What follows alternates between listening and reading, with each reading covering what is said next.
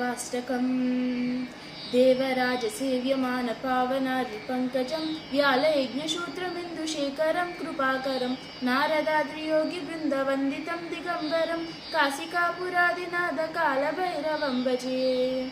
भानुकोटिभास्वरं भवाक्तितारकं परं नीलकण्ठमीप्सितार्धदायकं त्रिलोचनं कालकालमम्बुजाक्षमक्षशूलमक्षरं काशिकापुरादिनाथकालभैरवं भजे।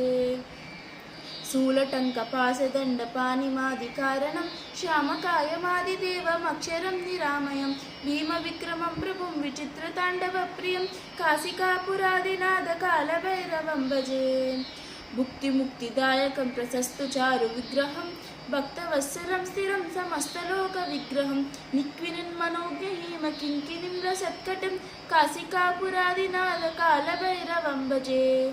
धर्मसेतुपालकं स्वधर्ममार्गनाशकं कर्मपाशमोचकं सुशर्मदायकं विभुं स्वर्णवर्णकेशपाशशोभिताङ्ग निर्मलं काशिकापुरादिनाथकालभैरवं भजे।